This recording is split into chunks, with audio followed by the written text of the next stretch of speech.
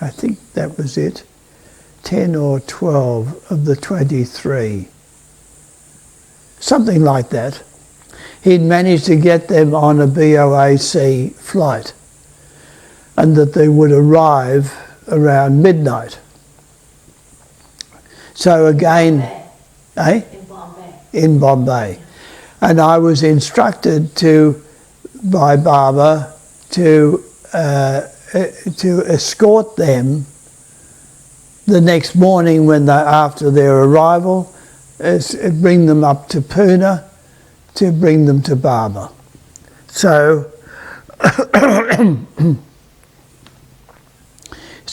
I stayed awake again, because we got in by the time we'd gone through customs, when I greeted them, went into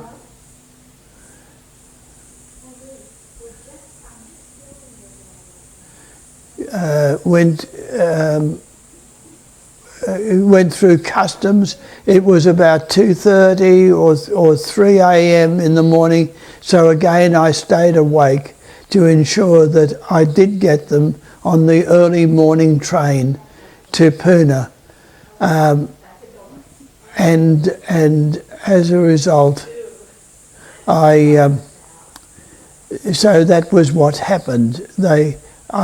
I was able to get that entire group to Pune, and then in the afternoon, the men of the group were introduced to Baba at, I think, 3 p.m. in the afternoon, and then 3:30 the women, and I introduced particularly the ones that Francis had not met, new ones that were coming as a result. So you got to greet Baba also at this And time. then of course I was with Baba at the same time. Yeah, nice. Yeah. And then I was instructed to return that evening to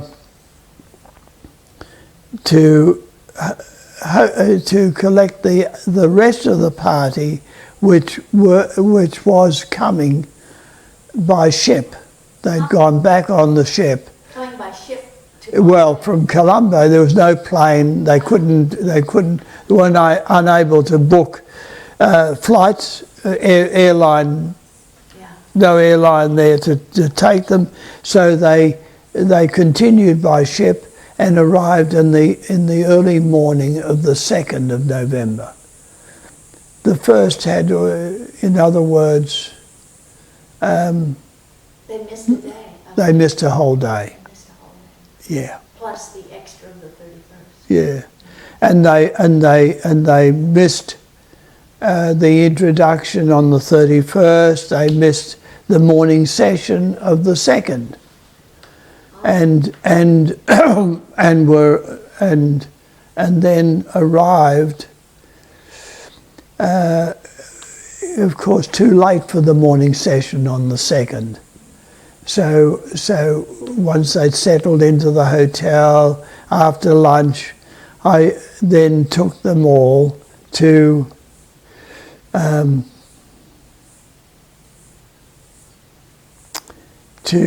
Guru Prasad to meet Baba for the first time of the East-West gathering.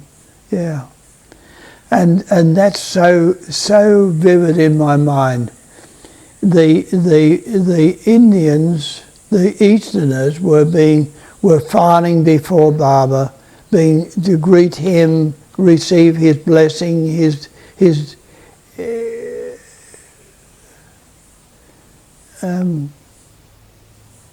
love.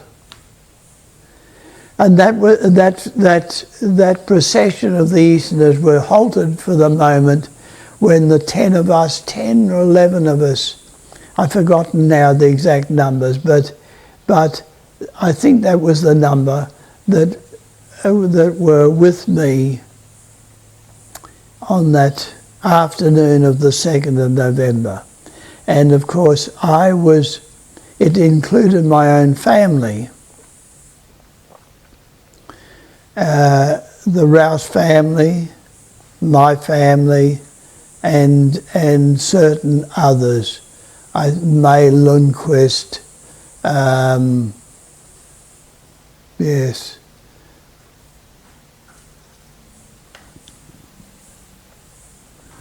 I can't remember now who else. Probably Diana Snow.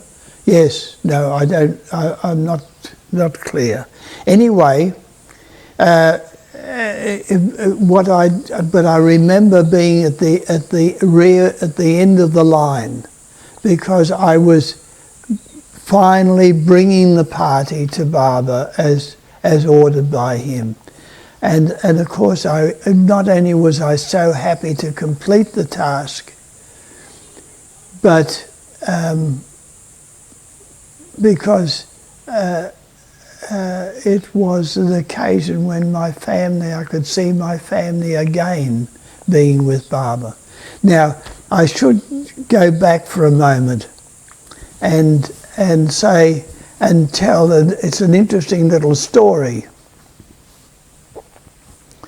in itself of how I got that final group to Barber when I did on that day. It could have been later in the day, and the story was that as ordered by Barber, I travelled back by train to Bombay, in the evening of the 1st. And arrived there at the ship and discovered that it had already arrived. It was 5 a.m. when I got there, and unfortunately I was able to board the ship at that time, located the family and the others, and realised, oh, look, custard wasn't until 8 o'clock and the train leaves at 9. It seemed impossible, knowing the length of time that it had taken me to get the other group through customs. The previous night I thought, oh, it's impossible. We just won't be able to do it. So I said, right, well, let's just have breakfast and we'll just have to proceed and get the later train and miss another whole day, which was what it boiled down to. Or maybe it might have been late in the afternoon. May have been, I'm not sure now. Anyway, so we were having, and halfway through breakfast, I tell you, it seems incredible, but it was almost as though Barber had given me a kick in the backside, and I jumped. I sort of rose in my seat and said, come on, let's go. And we just left the breakfast as it was, and I got everyone and their luggage down there, and I said, you know, then I really cajoled the customs people. I sort of, you know, pleaded and cajoled and sort of tried to win them over. And I did get them through quickly, and at the same time ordered taxis, the 2 taxis to be ready for us. And we piled into the taxis and got to the terminus, the Victoria Railway Terminal. We got there and we got onto the platform. The train was just on the verge of starting, and it did start as we had to carry the luggage, of course, and so we bundled everyone onto the train, and then Robert and myself particularly threw luggage into the train as it was moving. But we got that 9 o'clock train, which meant that we got there at midday to Puna. It took, of course, we had to have settle into the hotel. The morning session had finished, but that was then, it was the afternoon session that we actually got to Barber. But Erich wasn't there when you got there, huh? No, in other words, I knew the hotel, and we got, from the train, I took them to the Wellesley. It's called the Wellesley Hotel. It wasn't, for us, it was satisfactory, but not. There were better hotels in Puna, but they were already booked by the Americans, and so that's what we had anyway, and so there it is. Now we've got to the scene where Barbara's there, beaming. So all I can say is, to me, in the East-West gathering, he was just absolutely a loving father, a father of all his children, the whole East and West. East and West, absolutely. It was interesting how Barbara changed, the difference, the different impressions.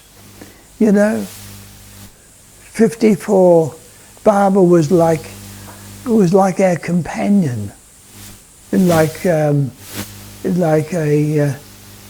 friend, as he said in the beginning in 1954. I am your master, and I'm also your friend. And it was such a wonderful time of just being with him. And then 56, of course, to me, he as I said, he demonstrated what he meant by loving. Of course, that was so in 54, but 56, there was a difference. And then in 58, he was much more serious, withdrawn, serious. All you could say was, one could say that it was Barbara at work, and work on the future of Australia. In 62, he was like the universal loving father. Yeah. Anyway, so I'm watching as each one was greeted by Barbara, and the warmth of his embrace, and the just that love that one could feel, enveloping and inspiring. So even though each Erich one wasn't there, No. his lunch break, Huh? Erich wasn't there, was he? Oh yes, but he wasn't there when, as it happened, when I got there, Erich had turned aside to do something. Okay, I get it. And because it wasn't necessary, each one came, and Barbara would embrace them, and with my own children, he would gesture how they'd grown. It was so beautiful, and of course I was so happy, particularly with the family, with all of them.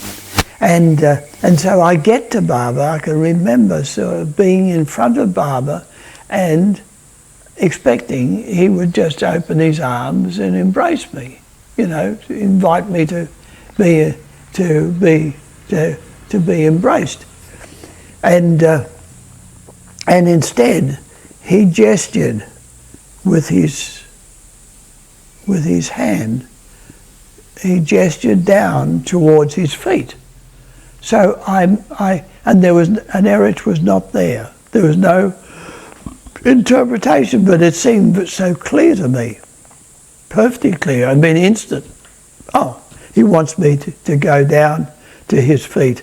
So of course I was very happy to go down and to show my happiness and wholeheartedness with regard to that injunction.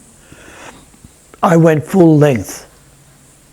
I was lying full length on the floor before him with my head there at his feet. And again there was silence. There was no movement, no gesture, no sound. So of course I thought, I don't know, how long was I down there? All I know is that I thought, oh, perhaps I should get up. So I got up and looked at Baba again expecting, and Baba again gestured towards his feet. And it just came to me so naturally, which is not a phrase that I normally use. But I looked at the two people that were each side of Baba. One was the ex-Queen of Baroda, the Maharani, who knew English, and a yogi who was very active in spreading Baba's message, who also knew English. And I sort of looked to them and said, yes, we're from Australia, from down under. And Baba beamed as, you've got it. Yeah, it was so beautiful. But what was so wonderful was that I had that opportunity of being at Baba's feet. And of course I always felt that was because I had completed. He was happy with that I had completed the task, and as it were, I was laying the task, the group, the whole enterprise at his feet. He had ordered it, I'd completed it, and it was laid at his feet. Yeah. So that was it. Actually, I should go back, with regard to the East-West gathering. I should also go back to the morning session on the 1st, which of course I was present at with the first half the group. You remember, we were there. We arrived, they were introduced to Baba on the 31st, and then we were all present on the 1st. And during that morning session, Baba called for Dr. Dennis O'Brien, a Baba lover from Melbourne, and myself to come forward to him. And Erich said how Dennis O'Brien had lovingly agreed to pay for the publication of the book, The Everything and the Nothing, which Francis had prepared, as that I subsequently found out, had prepared with help from Erich. Erich had an incredible memory of messages that Baba had given, and had made notes and so forth, and so had Francis. And so the book was compiled of short messages, short discourses, a wonderful collection of statements by Baba called The Everything and the Nothing. And Erich announced that Dennis had agreed to pay for it, and I was directed, and I was given the manuscript to organise the publication and distribution. And again, Baba emphasised very emphatically that I was to spread his name and This is just something that I remember when you were going into the ticket office to get the berths for everyone going Yeah. over? Yeah. Did you tell how they finally came, all in one bunch? Right? Oh yes, that's right. I don't know whether I I did. don't think you did. What was so incredible Great story. was that right up to the 11th hour, in other words, despite my constant seeking, my constant visits to the office and cables being, I pleaded for them to send cables repeatedly to head office in London, because that was where the ship was coming from. From London, it would call in at Bombay and then on to Australia. So it had to be booked in London, and it is incredible to think that at the last moment,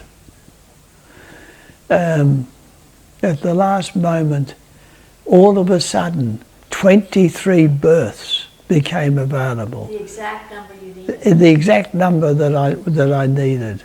I bet they couldn't believe it either. It was, I mean, it was, there was nothing but amazement of how, not sort of some. For 22. Yes, but for 23. That's pretty amazing. Yeah. Yeah, amazing. So okay, the East-West gathering continued. Now, because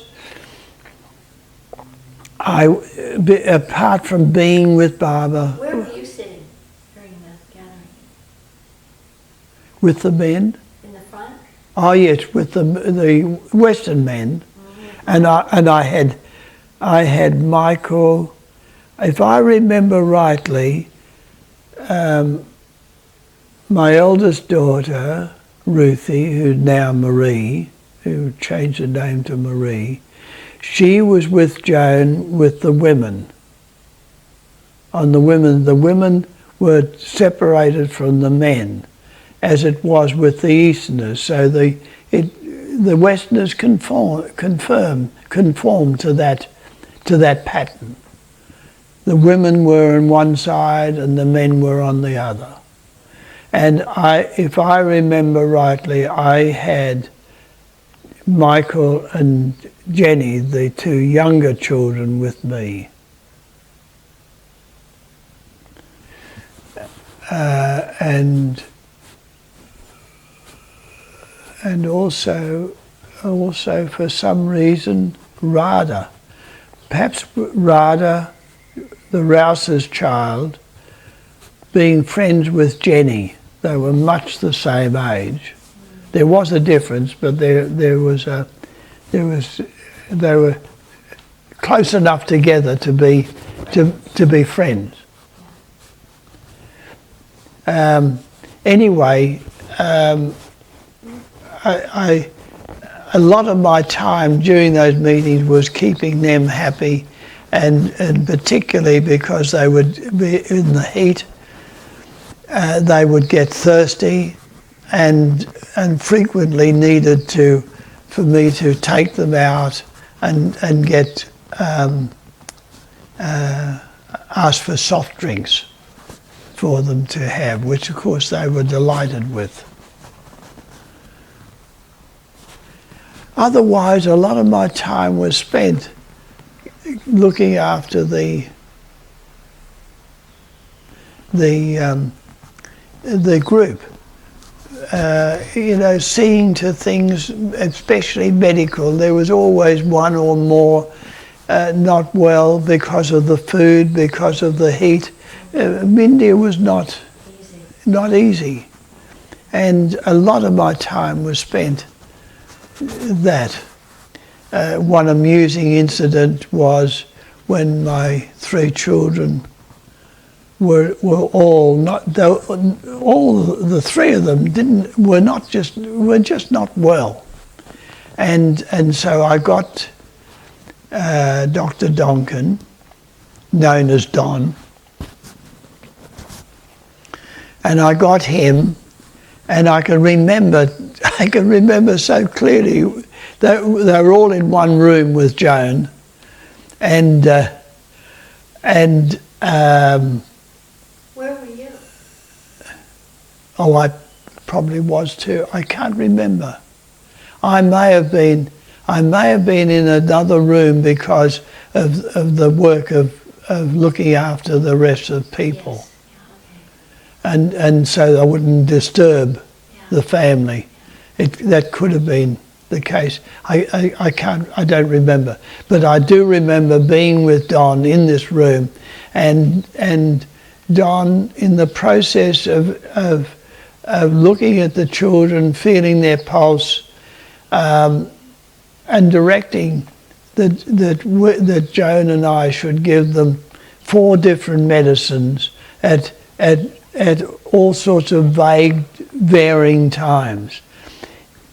It was all so vague, so incomprehensible that there was no chance of us being able to carry it out. And the incredible final scene was Don sort of muttering to himself and going to the door. I can remember him going to the door, opening it, and turning to us and say, "Of course, I don't believe in any of these medicines." and it is true. All I can say is the kids got better. They were perfectly all right. And we didn't give them one drop of medicine. But he was so loving, and I've got no doubt that taking Barbara's name, he looked at them, and by Barbara's grace, that was their medicine. Yeah. Anyway, so then, because the group, that second group, were late and had missed a whole day of the East-West gathering, Barbara directed that I was to bring the group, that second group, to Guru Prasad the day after. It may have been the day after, or the second day after the East-West gathering had finished. And it was in a room that was, you could say, the Mundley room, like Mundley Hall in Mehrazad. Guru Prasad had a big reception hall where we all would gather in the morning, all the 260 Westerners, I think, or was it 300? I've forgotten. But the total number could easily fit into that big room with Barbara sitting at the end, and some men Mundley around him. But alongside that big room was a smaller room. Again, I would estimate 20 by 20 from memory, 20 feet by 20 feet. But it was certainly big enough for Barbara. Barbara would sit against the wall as one entered from the veranda into the room. Barbara was against the left-hand wall, in an easy chair, which you see in films.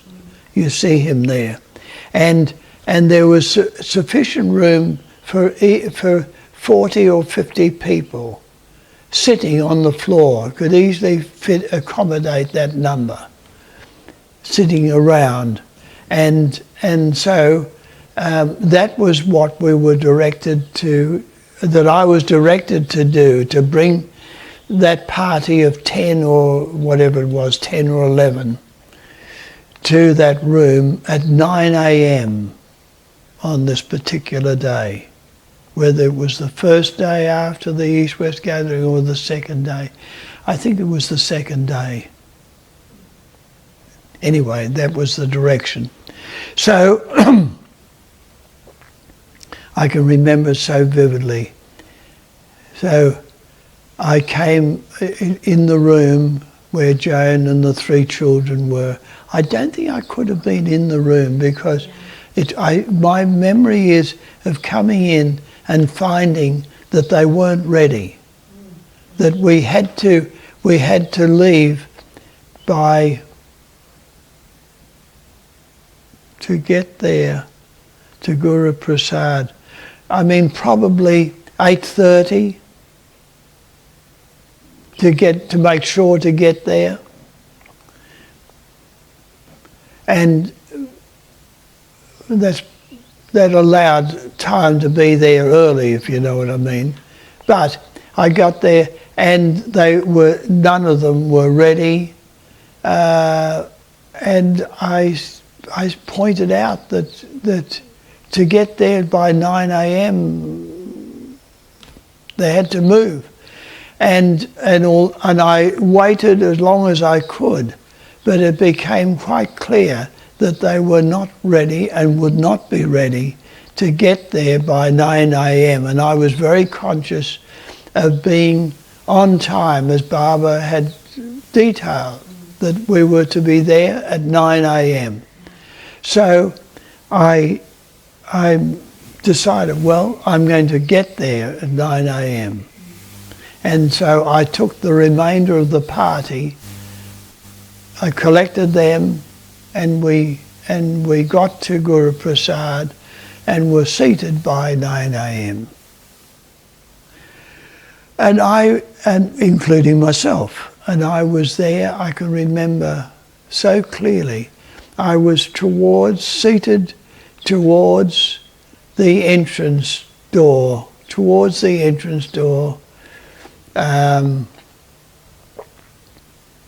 from the veranda, and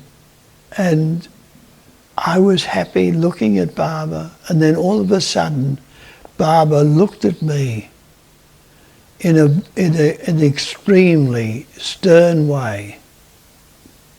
I can see that look now, and gestured, "Where is the family?" And such was his look, an obvious disapproval, unhappiness. And when God was not happy,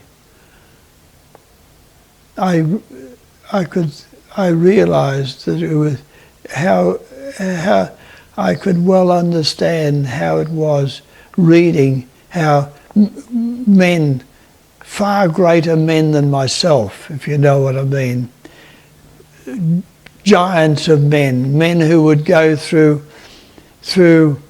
would die for Baba without hesitation if he ordered them. Such was the strength of their attachment, of their love, and conviction of Baba.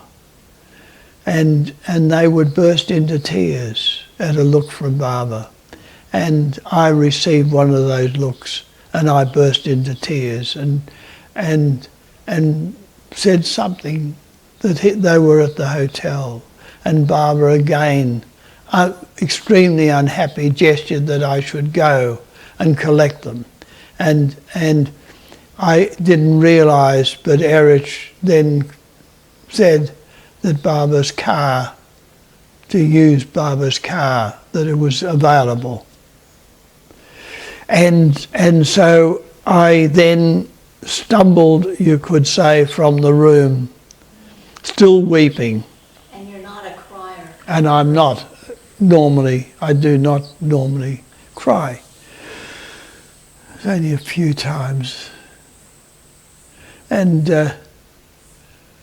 I got into the car again, not only weeping in the sense of having tears on my cheeks, but also sort of embarrassed at the same time, because the Indian driver, I was seated alongside him, being driven at the same time. By the time I got to the hotel, the tears had dried. I ran up the stairs to the room, and said, Barbara wants you to come. He has sent the car for you. And of course there was much joy from the children, and so that really motivated them to be absolutely, they got ready in 2 ups, you could say. A matter of a few minutes they were ready, and I drove them back, and that was the episode, and that was my real experience of Baba displeased, of not following his instruction. Now, on the one hand, the children, the family were not ready. If I'd waited for them, I would have been late at 9 a.m. Which should I have, in other words, would have been brought to tears either way. Either way. and that you could say was the conclusion. And then of course there were the wonderful times with Baba, just being there and being sort of conscious that Baba, you sensed that Baba was aware of each person there. That I have no doubt that as it were, he looked at each one. I was certainly conscious that he looked at me. Who else was in the room? Were the Americans there too? No, the Australians and India, Mundley and close Baba ones, like Mayawan. Yes. Yeah. There would have been people like Pukar and Kishan Singh. I have no doubt. I don't remember now. All I remember is a room full of men. That was also what was so embarrassing to me. Me weeping, and I wept. That look really loosened the the tear glands. Yes. Jimmy Mystery. Yeah, that's right. Jim Mystery would have been there, yes. Some of the close ones. And then, of course, there was, for example, one story that I was told, which is such a beautiful example, and I could well believe. I mean, it just seems so natural that there should be such a story. And that was that in this crowd of 5,000, you could imagine the number of people seated in this huge pavilion, canvas cloth pavilion. The ones at the back were distant. I mean, we're talking 100 metres more. 5,000 seated from memory, and from the 150 metres, 150 yards. And one of the women at the back, this is one of the stories that I've heard,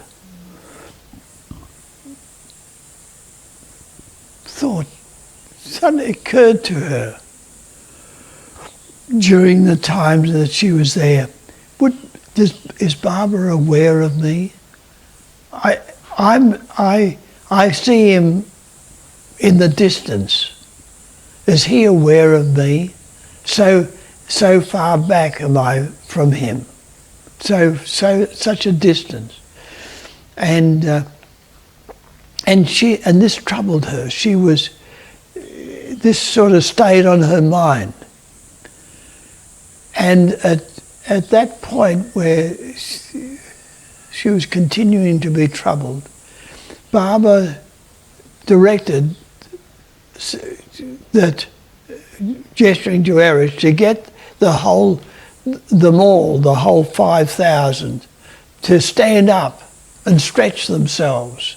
They'd been sitting for a couple of hours, perhaps, the length of time, and they were all to get up and stretch themselves and move, and perhaps move about to a certain extent, and then sit down again. And so a few minutes were spent doing that, and everyone sat down again.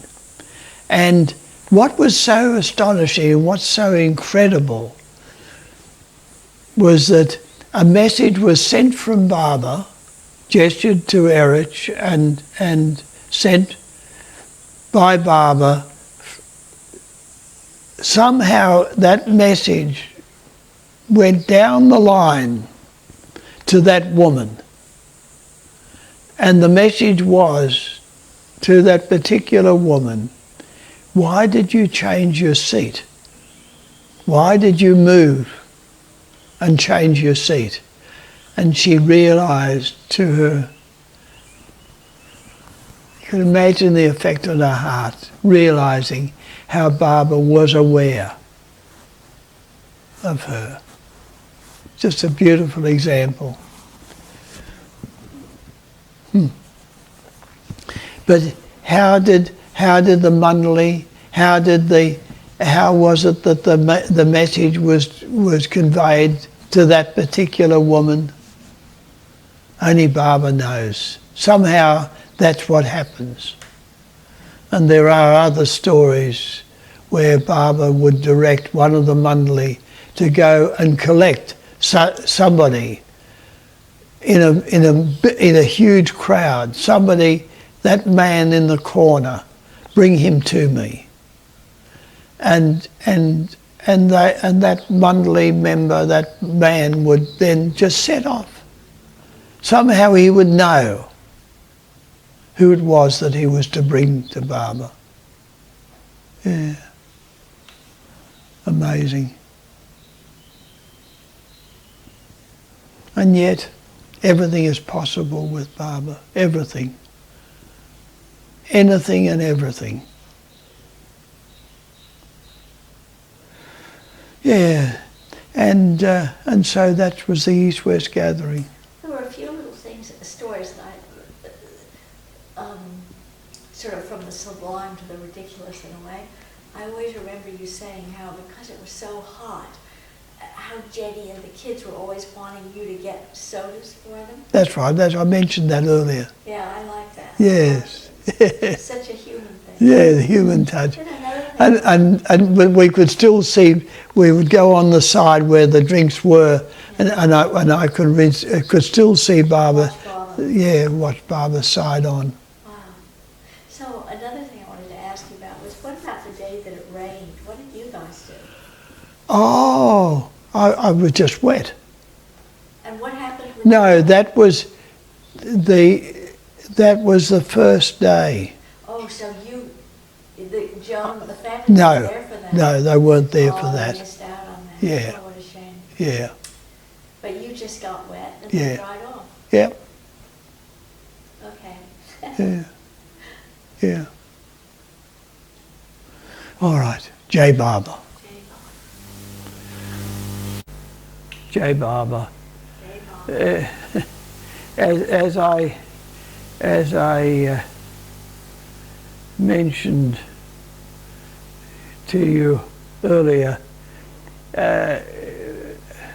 Barber gave me the manuscript of the Everything and Nothing to publish, and then followed that shortly afterwards with the East-West Gathering, a poetic account by Francis of the East-West Gathering itself, and all that, as I've detailed, as I've mentioned in my book at other times, it resulted in a flurry. I mean, quite, even for myself, it was a thrilling time for me to